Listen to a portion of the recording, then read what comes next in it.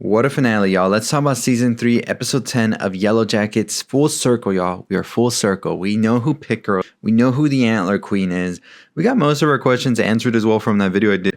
But first, let's take a moment of silence for a remembrance for the ones we lost this season.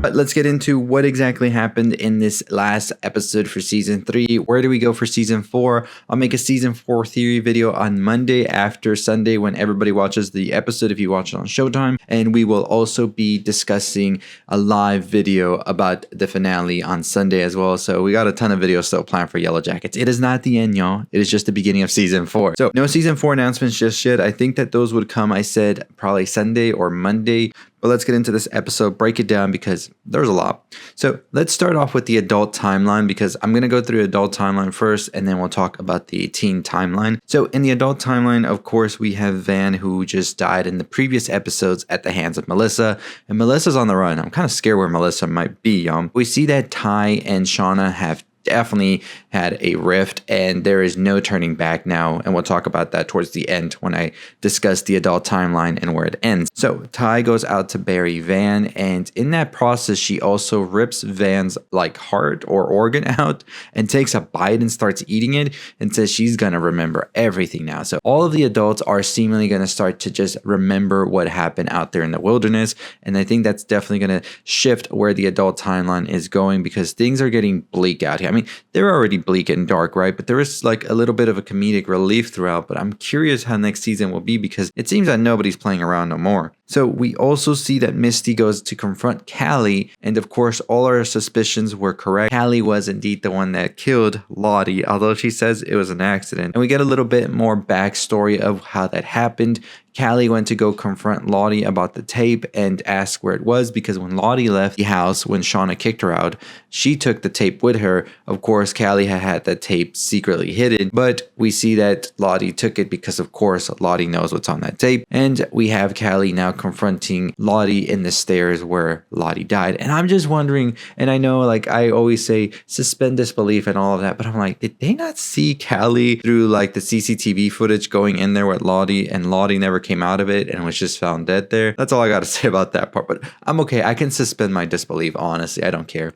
So we do see that confrontation and we see that Lottie tells Callie, you are the child of the wilderness and all of that. We lost our baby, which of course is Shauna's firstborn that actually died out there, but it gave us you in return. So Lottie's still with these whole sacrifices of giving something to receive something. And I think that Lottie really sees Callie as the queen, as the product, the manifestation of everything they did there has become Callie. She says, I see it in your eyes. I saw it in your mother's eyes when we were teenagers. You are it. You are that person. Callie gets spooked by this, and eventually we see Lottie gets pushed by Callie because Callie just can't really process everything that Lottie's trying to say to her, and that leads to ultimately Lottie dying. We do see that Callie ends up telling Jeff, and now Jeff is you know what? This is my fault. I should have protected you from your mother. I knew your mother was capable of things, but I just sort of shielded it and tried to make it appear everything was okay.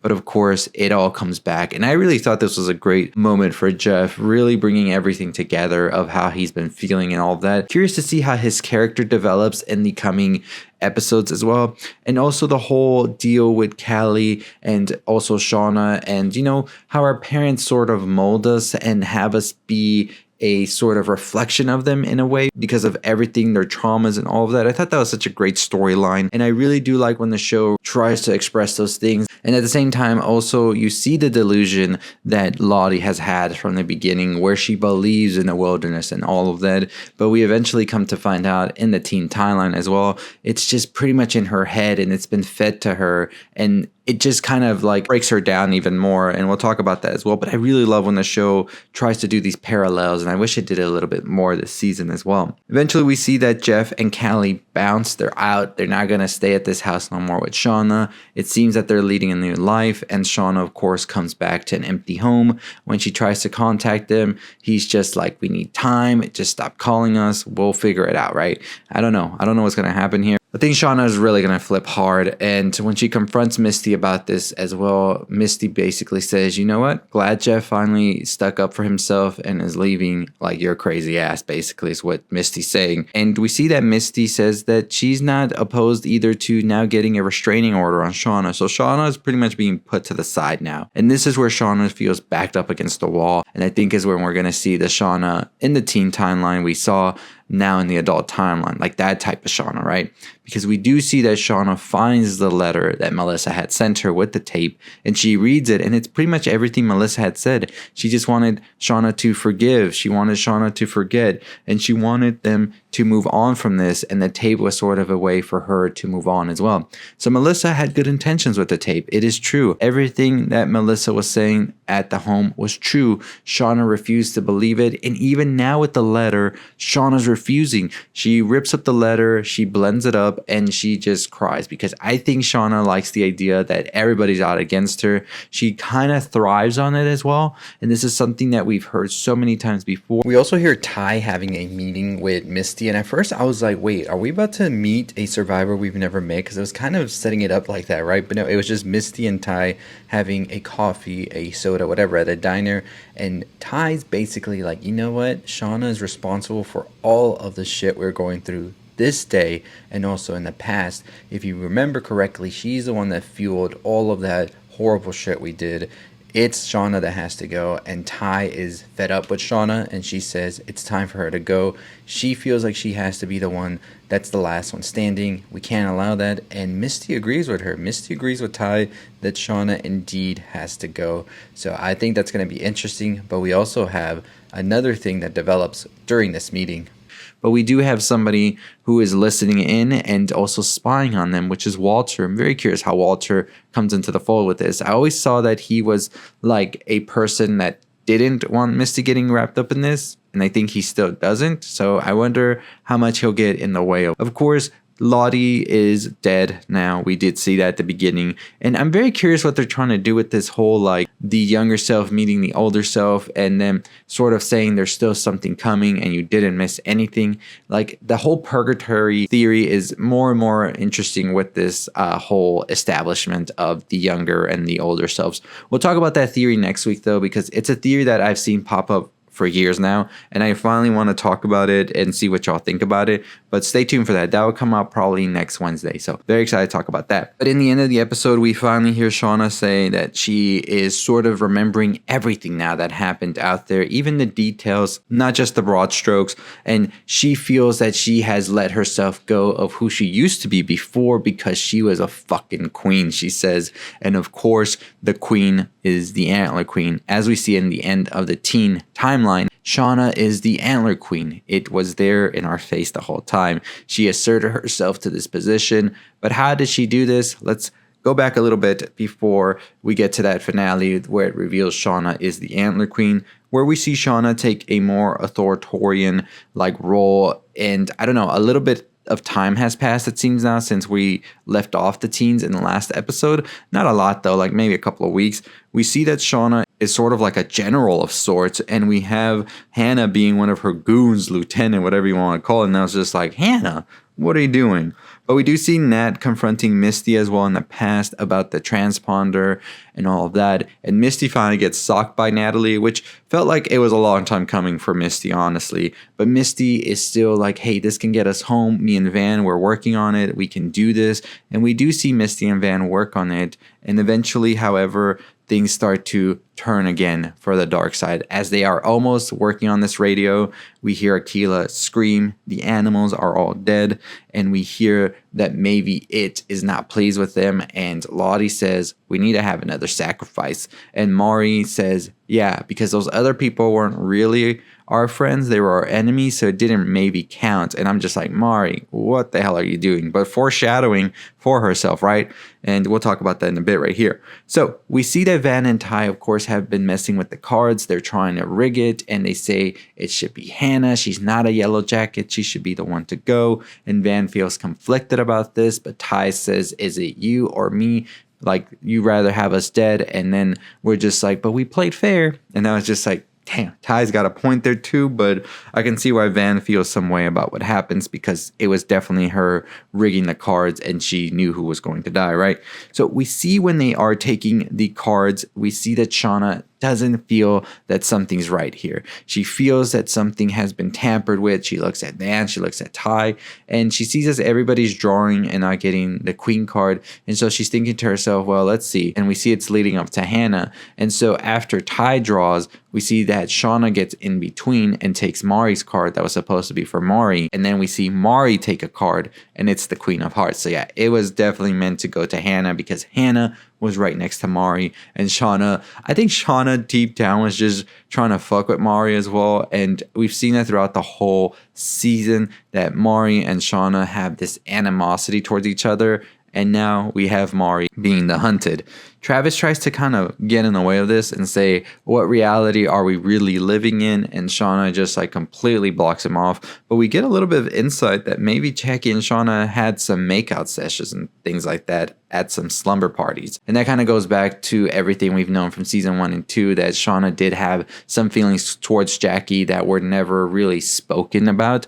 And maybe they were spoken about in Shauna's diary. And of course, Jackie read Shauna's diary and that's how she found out about Jeff and all that. So it kind of really makes the whole Jackie and Shauna thing a bit more heartbreaking. I feel Shauna was never really able to express herself there. But the chase ensues, and we finally see, of course, that Mari becomes Pit Girl when she takes off her clothes in order to distract the group, and she is just wearing a nightgown, and that is, of course, what we see Pit Girl wearing as they hunt her down. Throughout this whole sequence, we see Shauna become more paranoid. She feels everybody's out to get her, and of course, this is Shauna in the adult life now as well. We see that Jen says that Van is hurt and this causes Ty and Shauna to split up. Shauna doesn't believe Jen, but Ty goes with her instead. But after a little bit of thinking, she's just like, you know what, Mari's going to get away. She just lets Ty and Jen go on and help Van in her eyes. Now, Akilah comes to the cave where she meets with Lottie, and this is where we find out the truth that Akilah was behind killing the animals just because she wanted the prophecy or the vision she had to come true. So I think Akilah's starting to realize that Lottie's just all full of bullshit and is just trying to make these visions happen for whatever reason it is. And deep down we know it's because Lottie doesn't want to go back. She feels that she's going to get medicated and she wants to be in the wilderness where she feels that she is the most free. So definitely a lot going on here. And I wonder how Akilah and Lottie's relationship will shift in season 4 now that Akilah seems to know the truth about everything going on. But we finally do see Lottie and Mari at a later point interact when Mari's trying to escape, and Lottie says, you've been here before, remember this. And I was starting to wonder if this is sort of going back to that purgatory theory where they're just reliving these moments in their heads, or they're hallucinating, or what's going on, because of course this Pit Girl scene still hasn't happened. Yes, it happened in the pilot episode to the show, but it hadn't happened to them just yet. Maybe it's more of telling Mari, like, the pit's ahead, be careful, because of course Mari was in the pit at the beginning of the season when she fell and Coach found her. So I think that's an interesting premise there to have, is that Mari fell into this pit and Coach saved her, but now with the girls, she fell into the pit and now she's dinner. So I think that's a very interesting perspective here. While all this is happening and the other girls go to check up on Mari's dead corpse, we see Melissa hit Shauna and she starts to try and kill Shauna. It seems Melissa can't go through it, and I guess that just showcases how much Melissa isn't like Shauna and the rest of the girls and is trying to sort of divert away from it. And of course, we see Shauna call her weak and boring as she walks away. And we then see as they bring out Mari's dead corpse and they start to take out all the blood, and they tell Natalie to prepare the dinner. And we see as Shauna gets crowned the Antler Queen and they put the hair of Mari on her. She's there taking it all in. She is at the top. She's at the throne where she always wanted to be. And it was just a very interesting way that this happened, because all throughout the seasons, we thought Antler Queen was somebody who was revered and everybody looked up to in sort of admiration, right? But now we see it's out of fear, out of spite, and just out of out of circumstance, they have to worship Shauna even though they don't really want to. That was such an interesting way to really put it together, that this figure that we saw as a leader, as an authority for the girls, was just out of pure fear and just out of the circumstance they're in. They don't really see Shauna as their leader, but they have no other choice at this point. So they have their dinner, they eat Mari, and as we see that Shauna goes to confront Natalie, but Natalie isn't responding to Shauna, and Shauna says, I'll just take that as a confession.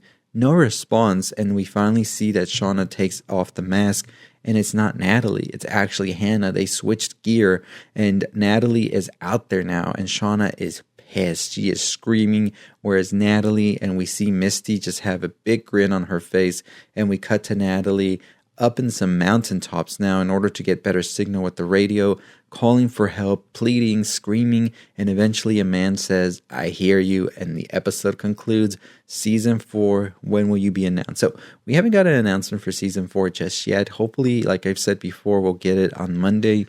And as soon as we hear an announcement is announced, you'll be sure to hear from me here first. So make sure you're subscribed for that. But I definitely do think that it was just an incredible ending for a season that was up and down, right? So we'll talk more about the season in a spoiler video, probably on the live on Sunday. So stay tuned for that. But overall, I thought the finale kind of tied up a lot that it needed to, even though it kind of felt rushed at times. I think Callie revealing herself to be the murderer of Lottie was a bit too quick for me. I feel like it should have been introduced a little bit slower, but I think that they had to do it that way in a way. I think a lot of what Callie and Lottie were talking about was interesting, as well as sort of how Lottie sees a lot of Shauna and Callie, and that's sort of a way for her to feel closer to the wilderness. I think the whole thing with Ty as well was so interesting, how she still is reverting back to the wilderness in a way, as well in her own sense, as she takes the organ out of Van and eats it. I don't know if it was her heart or not. That was such an interesting take. That was such an interesting turn there, because I really thought Ty was done with all of that, especially with evil Ty being away. But it seems that Ty is fully embracing the wilderness now and everything it comes with. I think Shauna as well in the adult timeline is trying to go back to that teen Shauna she was, who was very much so assertive and wanting to be the queen. And I think she's remembering more and she's seeing who she was and wants that feeling back. I think the whole reason she doesn't accept Melissa's letter is because it kind of asks her to let go of that and forget that and try to move past it. But I don't think Shauna has ever wanted to move past that, where she had all of this power and she might feel powerless in her current life. Although she does have a family and all of that, I think, like she says, she had fun hunting and doing everything they did out there and feeling like she was in charge and in power. So that thirst for power is definitely coming back to Shauna in the present timeline. I also think Shauna isn't the only one that's becoming more assertive and trying to really establish that they will survive, as we see that Ty and Misty are having a conversation about potentially taking Shauna out in order for them to live their best lives. But my question to Misty and to Ty is, can you really trust one another as well? Because doesn't the other one think, like, once we take her out, won't we have to take each other out? Because it's the last one standing, and we still got another survivor out there that we know of. Now, somebody we didn't see in the present timeline, of course, was going to be Melissa, which I thought was so odd. I did expect to see Melissa at some point, but we didn't, and I wonder what happened to Melissa. Of course, they still haven't announced season 4 or who's returning, but Hilary Swank definitely would have to return to wrap that story up. I think there's so much there left to sort of uncover, and it would be a shame if they don't really get into it at all, because I think it was such an interesting turn for Melissa to go back to the wilderness when she had been denouncing it for so long. So we'll definitely see what happens there.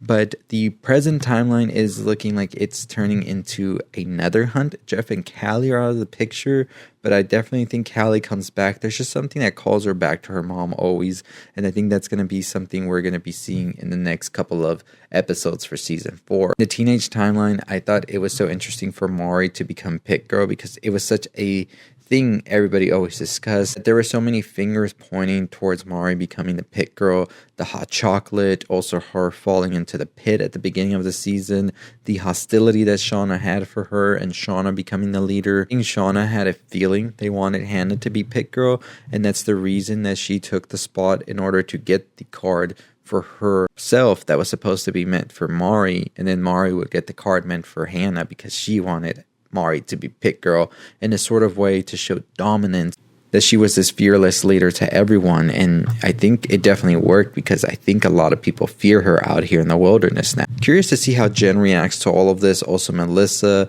because it seems that Jen and Mari did have a relationship according to Jen, as she says, that's my friend and I want her to have a fighting chance. And of course, Jen and Melissa are pretty close as well. Hannah as well flipping on Shauna.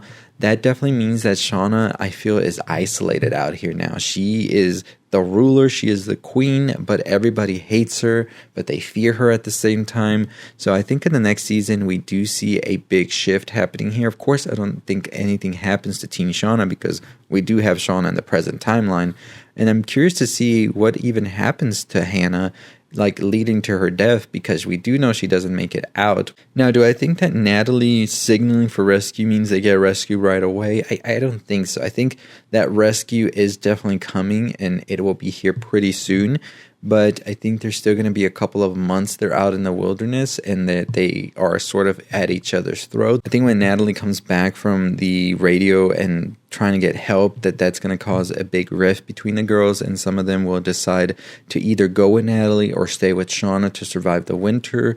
And I'm very curious about how that's going to affect everybody else, right? Because, of course, we still don't know how many more survivors there is, if there's any survivors. Does Akila survive? Does Jen survive? Of course, we know Hannah doesn't survive, as she does have a whole obituary, and her daughter was left to be taken care of by Melissa, as Melissa says. So there is a lot that is definitely needing to be answered, and I'm curious how they do it by the time season 4 rolls around. Is this next season the last season, or do we go for season 5 like the showrunners have wanted to do? Let me know what you think about that in the comments down below. What did you think about Shauna becoming the Antler Queen? What did you think about Mari being the pit girl? Were those some of your theories and guesses? I said that I did believe Shauna could be Antler Queen, but I was still surprised when she eventually did become the Antler Queen. I was going more with the Jackie theory, that they were going to use like Jackie as a figure for the Antler Queen, and there wasn't really a physical Antler Queen, but still, nonetheless, I'm curious to see how this Antler Queen is viewed upon in later episodes if season 4 happens. Hopefully we do get the season 4 announcement soon, because I'm getting a little nervous, y'all. And this whole betrayal that Shauna feels from Natalie, I wonder how many other people in the group would feel that, because it seems that a lot of the people here were in on it, as we see Van smile, we see that Hannah switched clothes with Natalie, so Natalie got the chance to escape and make a call on the radio. And also we see Misty grinning. Misty can be flip-floppy. Teenage Misty's flip-floppy, so that's why I'm curious how that's going to be handled. But it is going to be fireworks when Natalie comes back and Shauna confronts her about what exactly she did out there. Does Shauna ever find out that they have a secret radio? Who knows, but we'll see. Let me know your thoughts, your theories. We will talk more about what season 4 could hold and all of that. What do you think is going to happen in the present timeline? It looks like they're going to hunt each other in the present timeline, because as Shauna told Melissa in episodes ago, it's only safe if you're the last one standing, and she's come to realize this. I'm just curious about Shauna's family as well, with Jeff and Callie now realizing Shauna may be no good for them. Do they eventually just take out Shauna themselves? So many thoughts, so many theories. Very insane last episode. We'll talk more theories on it on Monday, so stay tuned. We'll have our breakdown recap live on Sunday night after the show premieres on Showtime. So make sure you keep it tuned in here. I'll make an event for it so you know it's coming up. But hit that subscribe button and notification bell so that way you know when the live goes up on Sunday night. But let me know your theories in the comments down below. Where do you think the show's going now? And did you like the finale, or are you done with Yellowjackets and you're just like, it's just going in circles? Let me know down below. As always, I'll see all of you next time. Hit that subscribe button and notification bell. 40,000 subscribers. Let's get to it. Stay safe. Stay positive.